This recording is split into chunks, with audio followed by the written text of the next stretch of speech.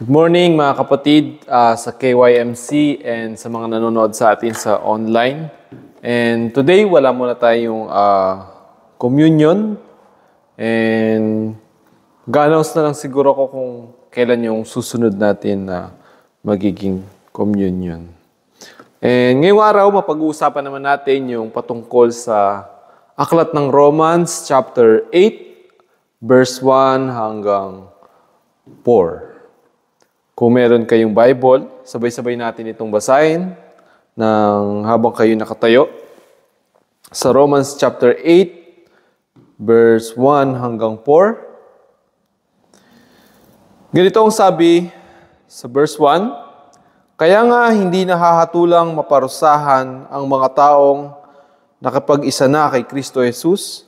Wala na ako sa kapangyarihan ng kasalanan at kamatayan, sapagkat pinalaya na ako ng kapangyarihan ng Espiritong nagbibigay buhay sa pamamagitan ni Kristo Jesus. Ginawa ng Diyos ang hindi kayang gawin ng kautusan dahil sa likas na kahinaan ng tao.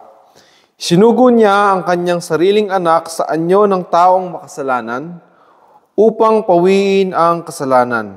Sa gayon, hinatulan na niya ang kasalanang umaalipin sa tao.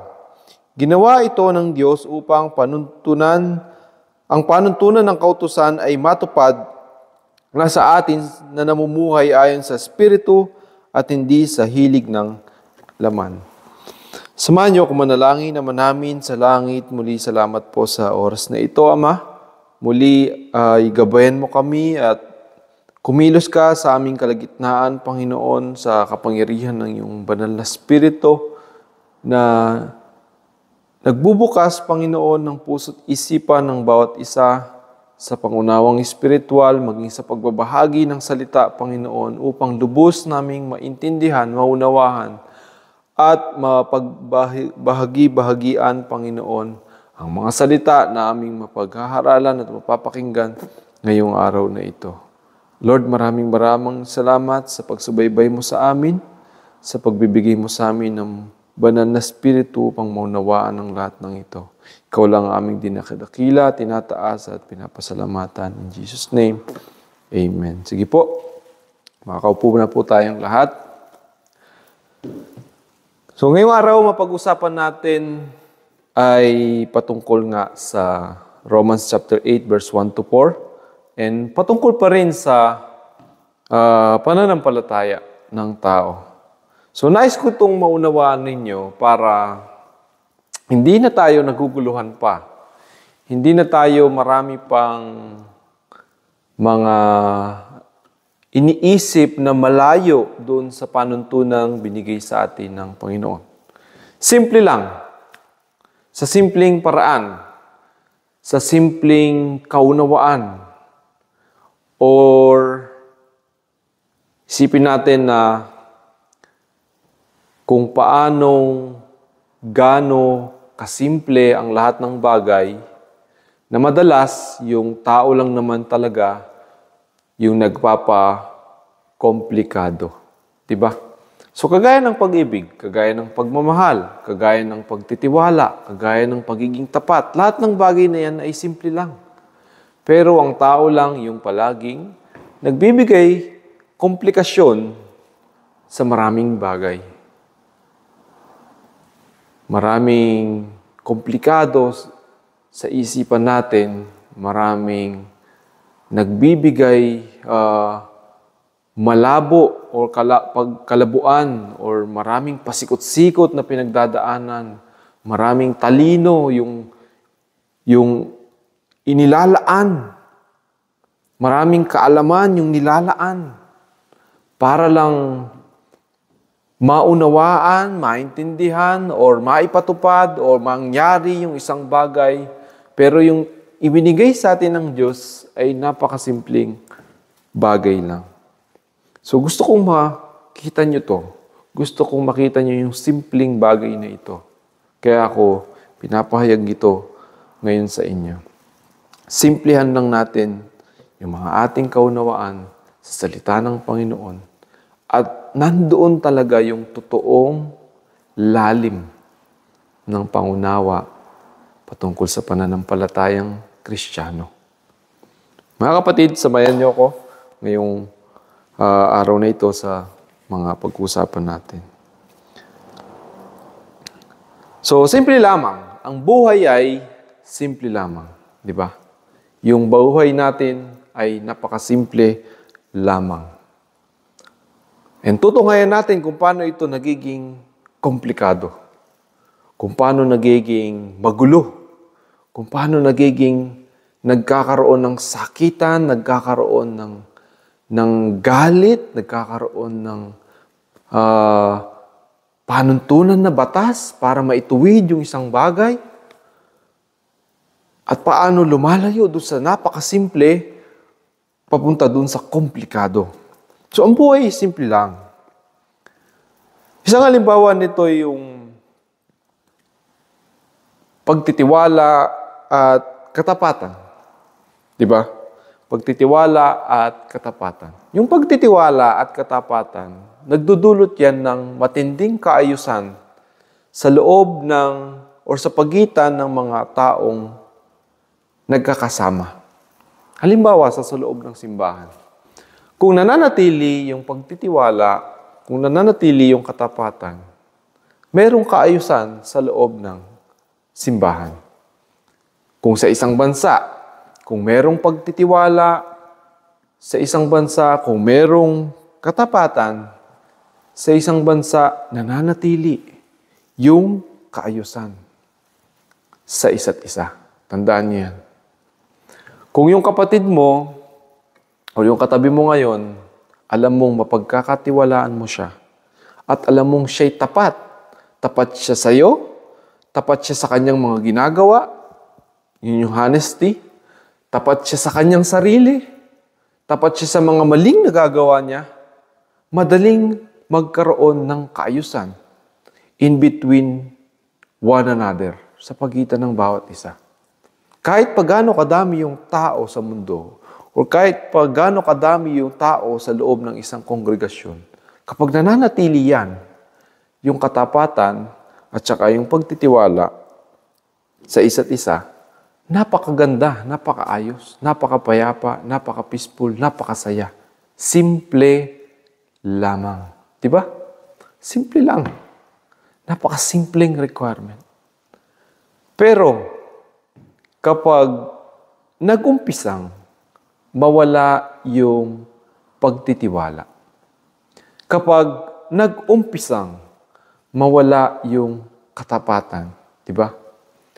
Kapag yung isang kapatid mo ay hindi tapat, tapos hindi nagbabago ng puso, talagang sadyang nagkakaroon ng kasinungalingan, pagsisinungaling, or mga bagay na hindi nagpapakatotoo.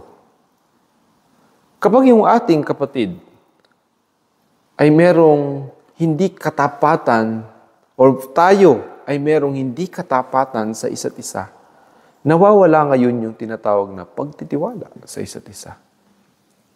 Yan yung pundasyon eh. Ang pundasyon ay yung pananampalataya natin sa isa't isa. Pananampalatayang pinakita sa atin ng Diyos mula kay Jesucristo. Siya, sabi nga ng Bible, our God is faithful. Ngayon tayo naman, hindi na tayo, nawawalan tayo ng pananampalataya sa bawat isa. Nawawalan tayo ng pagtitiwala sa isa't isa. Di ba? Kapag nawala yung pagtitiwala at katapatan sa isa't isa, doon ngayon, pumapasok yung batas. Ano yung batas? Yung batas, ang trabaho ng batas ay panatilihin yung kaayusan. Diba? Ulitin ko. Kanina, yung pagtitiwala at saka yung katapatan, nung nag-e-exist sa loob ng isang samahan, nagkakaroon ng kaayusan. Kahit walang batas. Pero kapag nawala yung pagtitiwala, nawala yung katapatan, pinapanganak yung batas sa pagitan ng lahat. At yung batas, siya yung nagpapanatili na ngayon ng kaayusan. Ibig sabihin, dahil may batas, somehow, hindi na kailangan maging tapat, hindi na kailangan ng pagtitiwala, dahil yung batas, yung magpaparusa sa isang taong hindi mapagkakatiwalaan, sa isang taong hindi tapat kapag ito'y nakagawa ng kasalanan at kamalian. Lalo na sa isa't isa. Tama, mali. Ganun din sa isang bansa. Kung tapat yung ating gobyerno, kung tapat yung ating bansa, hindi na nangangailangan ng batas, ng maraming batas, para lang masundan yung kanilang kawalan ng katapatan. Para lang manatili yung tiwala ng tao sa pamahalaan, maggagawa ng maraming batas na minsan nagpapakomplikado sa proseso. At kahit gaano pa kadami yung batas, hindi pa rin ito matumbasan. Yung pagkakaroon ng isang tapat at mapagkakatiwalaang, ano bang tawag doon? Namumuno sa isang bayan. Di ba? Hindi na kailangan ng maraming paliwanag ng batas or ng certificate ng batas or ng seminar ng maraming batas para sa isang taong nakatayo at namumuno sa isang bayan na isang taong mapagkakatiwalaan at isang taong tapat sa kanyang paglilingkod. Naintindihan ninyo ako? Kaya nga, sabi ko nga kanina, upang mapanatili yung kaayusan, ipinapanganak ngayon yung batas. Ang trabaho ng batas ay panatilihin yung kaayusan.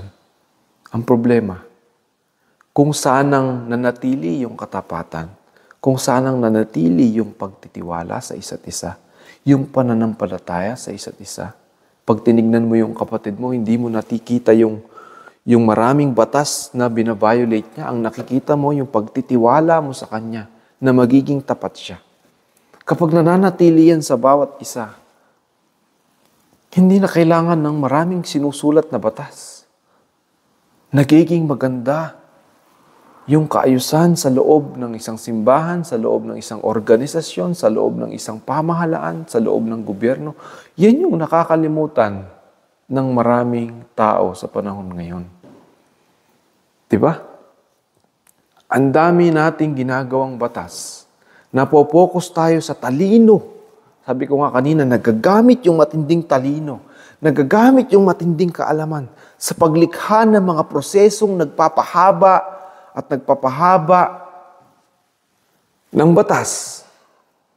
Sa bandang huli, gaano man kadami ito, hindi pa rin ito matumbasan yung bunga ng isang taong mapagkakatiwalaan at may katapatan. Kaya nga sabi ko sa inyo, sinasabi dito na ang tunay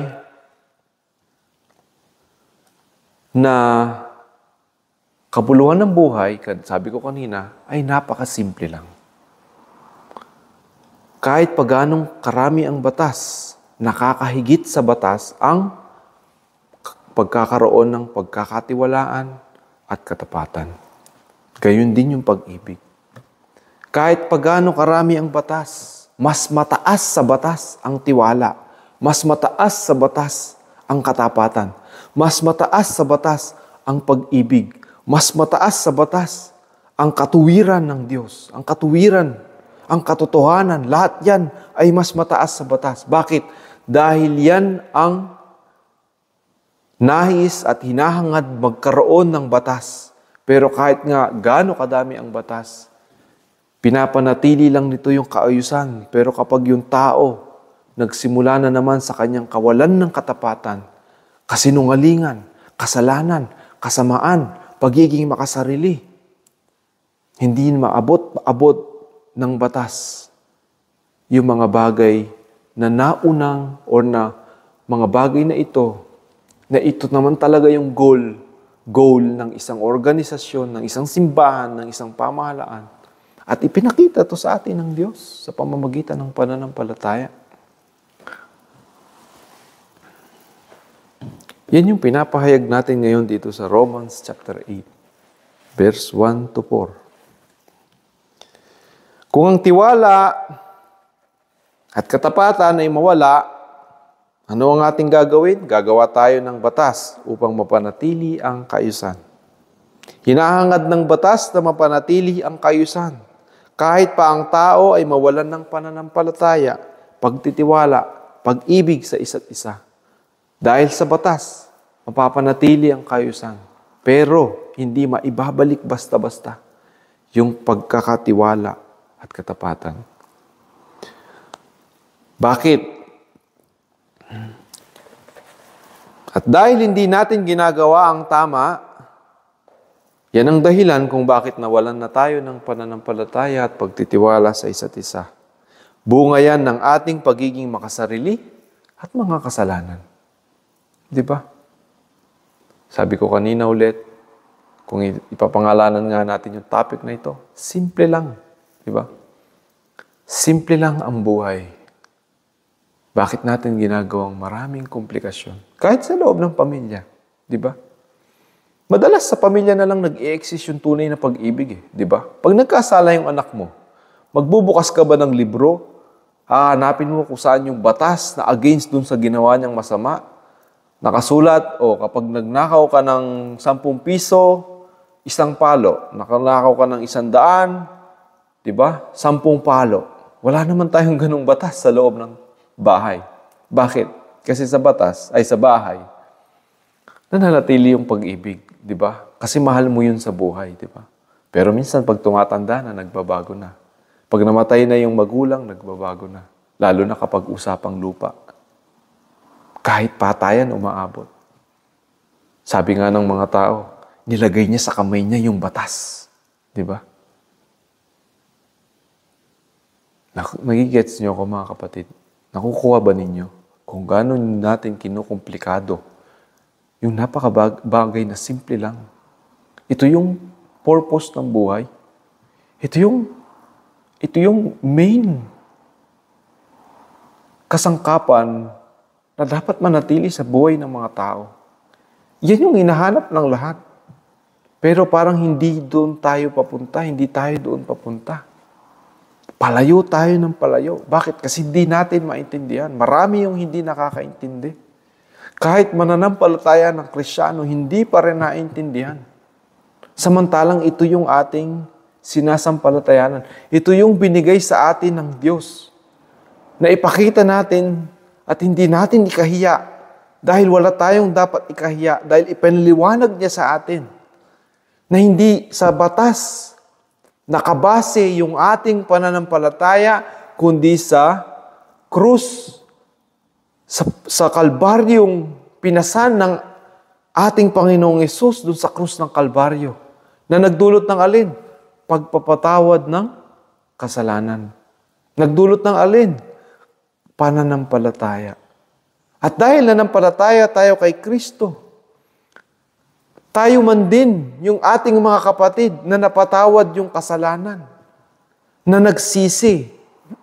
Kahit pa nagkakasala sila or kahit pa ang daming kapintasan ng kanilang buhay, natuto na ulit tayong manampalataya sa bawat isa, magtiwala sa bawat isa, tumigil doon sa panghusga mula ulo hanggang paa, panunukat mula ulo hanggang paa, panunukat sa bawat salitang lumalabas sa bibig.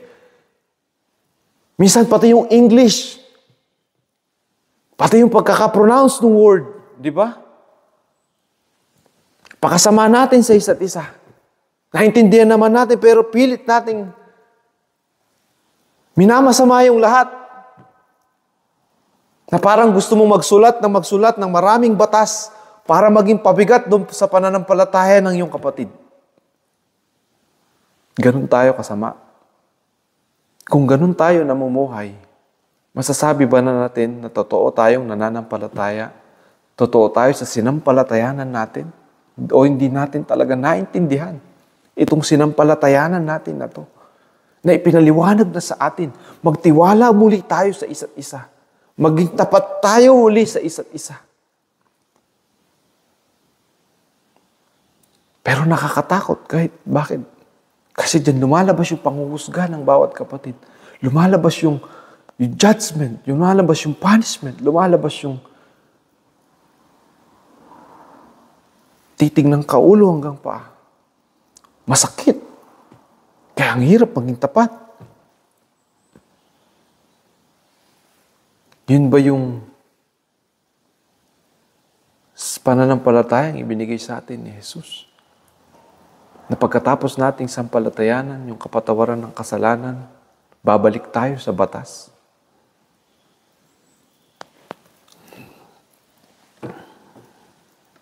Ganyang kapait, mga kapatid, yung buhay sa ngayon. Lalo na sa buhay ng mga hindi mananampalataya. Kaya napaka-importante may pahayag ninyo yung gospel at maunawaan ninyo ng gusto. Hindi lang puro theology, theory. Kaya may ganito, kaya may ganyan. Kung yung nalalaman mo, nagkikreate lang ng another na batas doon sa iyong kapatid, at hindi pagtitiwala, at hindi pag-ibig, hindi pagmamahal, hindi pag-asa, ano yan? Di ba? Anong kabuluhan yan? Saan yan papunta? Anong kahahantungan yan? Division?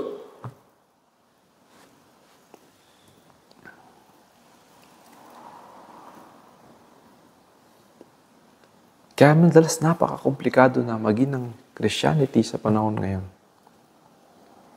Napakasimple lang ng buhay. Even nung nakilala natin si Kristo. Even nung nagsimula tayo sa pananampalataya, napakasimple lang. Pero ba't ang bilis nating lumayo? Diba? Ang bilis mawala ng pag-ibig. Ang bilis mapawi ng pagmamahal.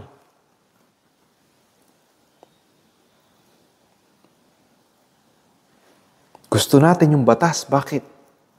Dahil yung batas, nagagamit natin sa paghihiganti, sa pananakit, doon sa revenge, vengeance na gusto mong maranasan ng iyong kapatid. Yan ang kapangyarihan ng batas. Ilang ulit ko yan sinabi sa inyo. Anong kapangyarihan ng batas? Judgment and punishment. Yan lang ang meron ng batas. Pinapanatili niya yung kaayusan sa pamamagitan ng judgment, ng hatol, at ng parusa. Yan din ang kinakasangkapan natin laban sa bawat isa. Hindi porket walang nakasulat na batas, doesn't mean na hindi mo ginagamit yung batas. Yung tumingin ka lang ng masama sa iyong kapatid at magkaroon ng puot, sabi nga ni Jesus Christ, you are already committing murder. Diba? Yung magalit ka sa iyong kapatid, that's already murder. Diba? Ano ba yung murder? Nasa batas din yan. Pero kahit hindi yan nakasulat, kung napopuot ka sa iyong kapatid, para mo na rin siyang pinatay.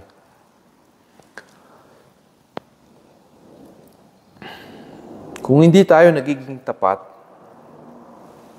at meron tayong mga scheme na iniisip sa ating kaisipan, dahil sa ating talino, sa dami ng ating kaalaman, umiiwas tayo sa panghusga, umiiwas tayo sa maraming bagay.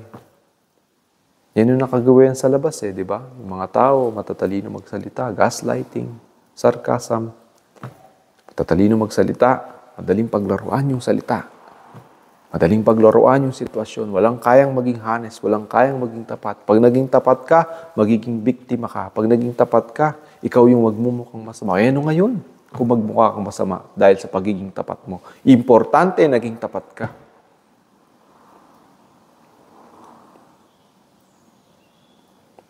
Yan naman sinasabi ng Bible. Tayong lahat ay makasalanan.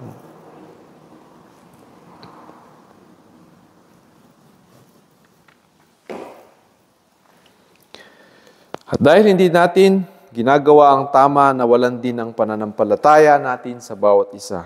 Kung nagagawa naman natin ang dapat nating gawin, bakit pa natin kailangan ng batas? Kung gayon, ang tao ay dapat mamuhay ayon sa batas sa halip na pananampalataya sa isa't isa. Sa halip na pananampalataya sa Diyos, mamuhay ka na lang sa batas. Dahil ang batas ay nagpaparusa at humahatol sa mga nagsisipaggawa ng masama. Pero anong sabi ng Biblia? Lahat tayo dapat tumanggap ng hatol dahil lahat tayo'y makasalanan ayon sa batas. Walang sino man ang hindi nagkasala. Ngayon, sinong dapat tumatol? Sinong may karapatang humatol sa bawat isa? Sabi nga ni Jesus Christ sa babae na pinaparusahan ng mga Pariseo, sino man sa inyo yung walang kasalanan, siya yung unang bumato. Di ba? Malinaw na ipinapaliwanag ni Kristo doon yung lalim ng pag-ibig. Na doon tayo dapat magsalita, doon tayo dapat mamuhay, yan ang dapat nating ipinapahayag sa ating pananampalataya sa Kanya.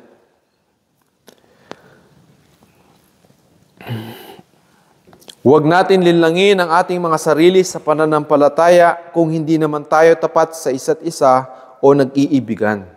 Sapagkat ang kawalan ng katapatan ay gaya din ng namumuhay sa batas. Ang kawalan ng pananampalataya sa iyong kapatid ay gaya din ng namumuhay sa batas, sapagkat batas ang nararapat sa mga walang pag-ibig, sa mga walang pagtitiwala, sa mga walang katapatan. Batas ang nararapat. Pinaliwanag ko nga yan kanina, di ba? Kapag nawawala yung tiwala, nawawala yung katapatan, kailangan magkaroon ng batas. At parang sa mga taong nawawala yung pag-ibig, batas ang nararapat sa atin. Kaya nga napakadakila ng Diyos dahil nauna siyang naging faithful sa atin. Nauna siyang naging tapat sa atin. Hindi nagmamaliw yung kanyang katapatan. At dahil siya'y naging tapat, dahil siya'y naging maawain at maibigin sa atin. Napatawad tayo sa ating mga kasalanan. Dahilan upang magkaroon ulit ng liwanag sa atin. Yung dilim ng kasalanan na nasa atin. Yung dilim na wala ng pag-asa. Yung kasalanang walang humpay na hindi na tayo pinakawalan. Nagkaroon ng pag-asa sa katapatan ng Diyos sa pamamagitan ni Kristo Jesus dun sa krus na ating sinampalatayanan.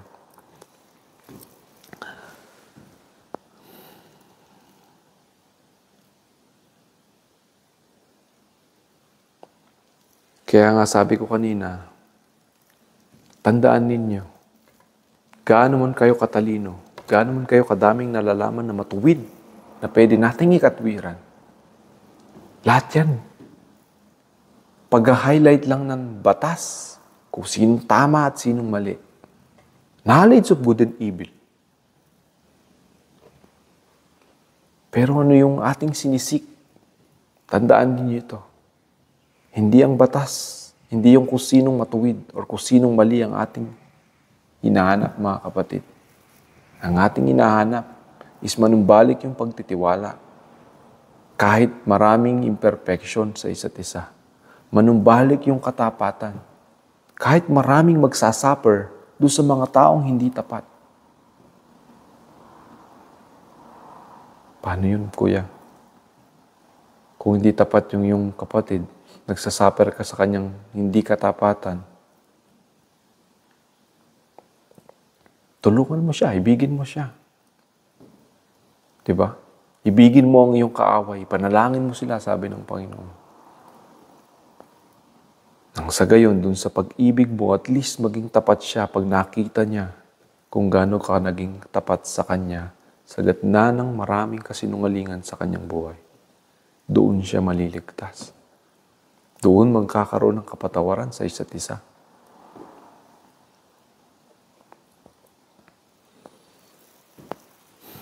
Sabi sa verse 3 nitong Romans 8, sabi niya dito, ginawa ng Diyos ang hindi kayang gawin ng kautusan dahil sa likas na kahinaan ng tao. Isinugo niya ang kanyang sariling anak sa anyo ng taong makasalanan upang pawiin ang kasalanan. Sa gayon, hinatulan na niya ang kasalanang umaalipin sa tao. Yan yung ginawa ng ating Panginoong Hesus. Sa tindi ng mga kasalanan ng ating nagagawa na inumalipin na sa atin, upang mamunumbalik yung pagtitiwala at pagiging tapat sa isa't isa. Pinakita sa atin ni Jesus, pinakita na sa atin ng Diyos kung paano niya tayong niligtas sa pamamagitan ni Jesucristo na napako sa krus para sa ating mga kasalanan. Di ba?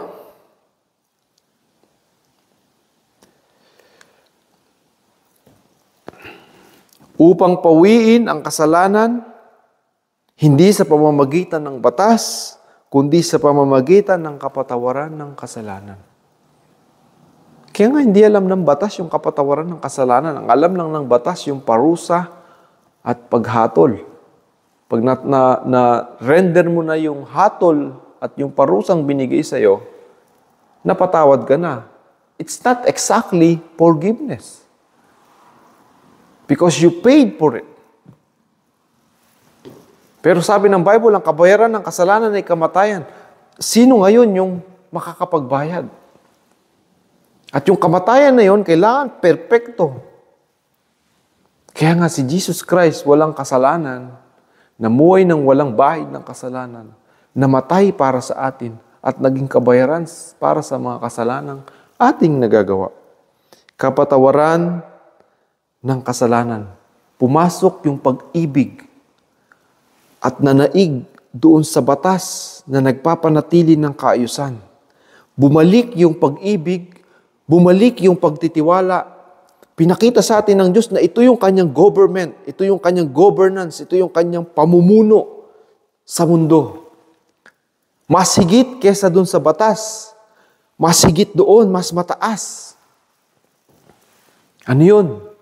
Yung pag-ibig na nagpapanumbalik ng pagtitiwala, pagmamahalan sa isa't isa, pagiging tapat sa isa't isa, pagtalikod sa kasalanan, pagsisisi, maraming bunga ng pag-ibig, pagtutulungan.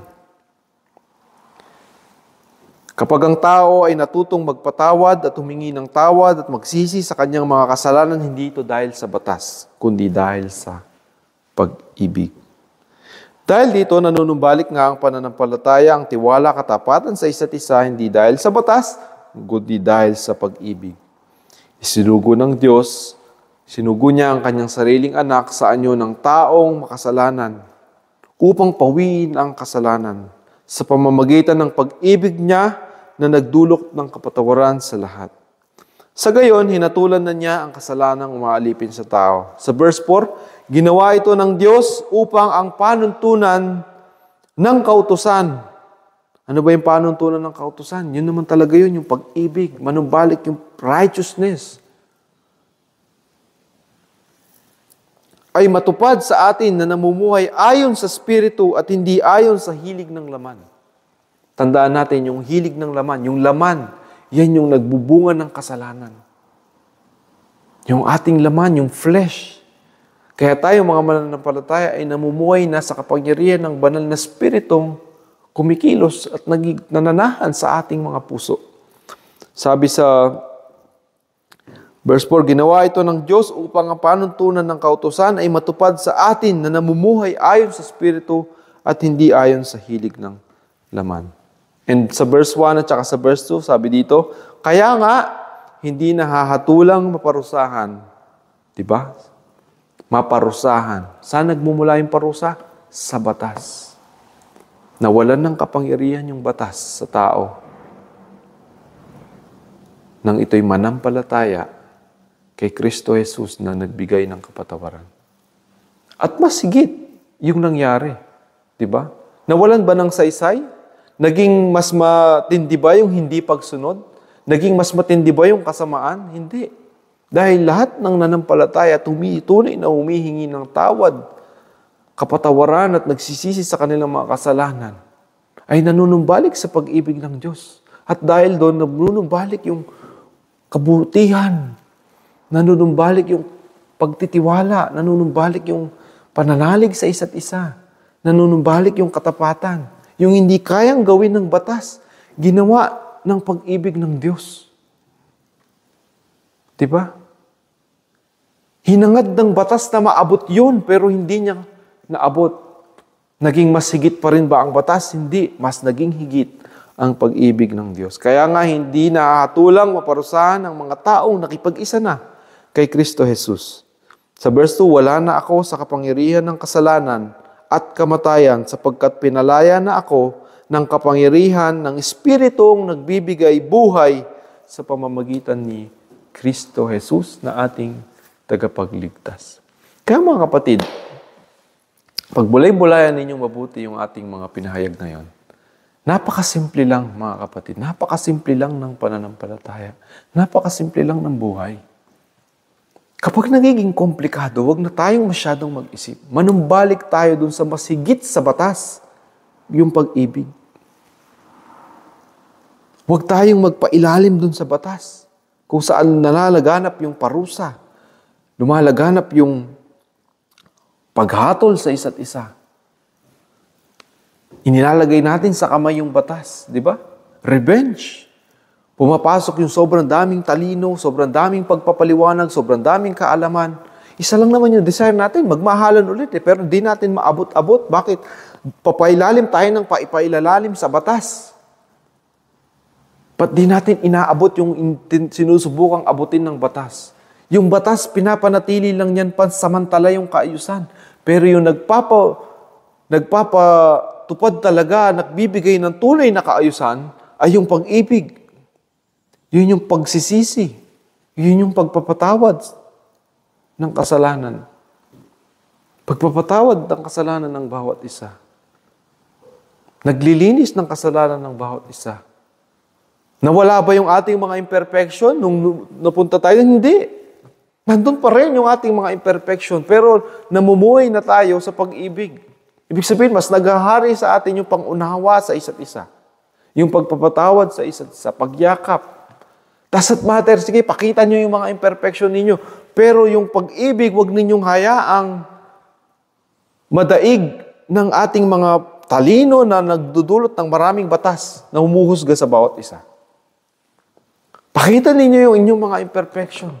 Pero mag-repent tayo at magsisi sa harapan ng Diyos na nagbubunga ng mas tunay na kaayusan sa loob ng simbahan, sa loob ng pamahalaan.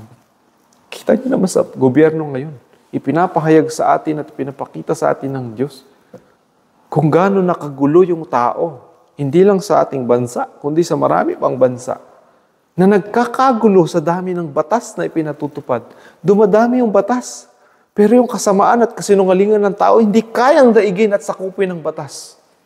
Kahit pag gaano kadami, yung tao nakakaisip ng paraan para makalayo doon sa kapangyarihan ng batas. Bandang huli, isa lang naman yung hanap natin. Magkaroon sila ng katapatan, magkaroon tayo ng pagtitiwala sa kanila. Kaya nga, kung napapakinggan ito ng marami, kung napapakinggan ito ng pamahalaan ng mga gobyerno, nawa maisip ng lahat at manatili sa isip ng mga taong namumuno kahit pa saan, kahit sa pamahalaan o kahit anong sangay na organisasyon, na yung inangad natin yung pag-ibig, yung pagtulong, yung paglilingkod na tunay at tapat. Doesn't matter yung mga batas. What matters is yung katapatan. Dahil doon talaga lumilitaw. Maski yung mga taong tapat na nasa gobyerno, tinitira ng ginagamit yung batas para sirain sila. Diba? Nakakatakot. Idalangin natin araw-araw sa Diyos na kumilos nawa, makarinig nawa sila ng salita ng Panginoon. Nang mag-work man lang yung konsensya ng pagsisisi at manumbalik yung katapatan sa bansa. Panalangin ninyo yung mga taong ginagamit ng kaaway na mabago yung kanilang puso. Kahit hindi sila mapalitan ng ibang tao, mabago lang yung kanilang mga puso, dadaigin yan yung taong kahit matagal nang nagserbisyo, kapag ang tao naging tapat at mapagkakatiwalaan, mawawala yung lahat ng problema ng isang bansa o ng isang lipunan o maging ng isang simbahan. Samahan niyo ako manalangin, mga kapatid. Ama namin sa langit, muli dinadalangin namin, Panginoon, ang aming bawat isa, Panginoon, ang aming simbahan, ang aming bansa, ang aming mundo, Panginoon, ang mundong ito, Panginoon, ang bawat pamahalaan, ang bawat bansa, Panginoon. Sa maraming gulo, Panginoon, na bunga ng pagiging sakim ng mga tao, bunga ng pagiging makasarili ng mga tao, bunga ng kasalanan, Panginoon. Nawa, Ama, maipahayag ang iyong salita at makilala at malaman ang itinuro mo sa amin sa pamamagitan ng iyong mga mananampalataya. Kumilos ka, Panginoon, at ipaalalang muli sa tao ang kahalagaan ng pag-ibig, pagtitiwala, katapatan at marami pang iba na totoong kabuluhan ng buhay, Panginoon. Maraming salamat, Ama, sa araw na ito at sa linggong ito. Nawa dalhin ng bawat isa ang mensaheng ito at maipahayag pa, Panginoon, sa marami. Thank you, Lord. Ito ang aming dalangin. Sa iyo lang lahat ng kapurihan, pasasalamat, kadakilaan. In Jesus' name, Amen and Amen. Alright, maraming salamat sa inyong lahat na mga nakikinig dyan sa online at sa KYMC ngayong Sunday na ito. And God bless sa inyong lahat. Thank you and see you again sa susunod na linggo. Maraming salamat. Bye-bye.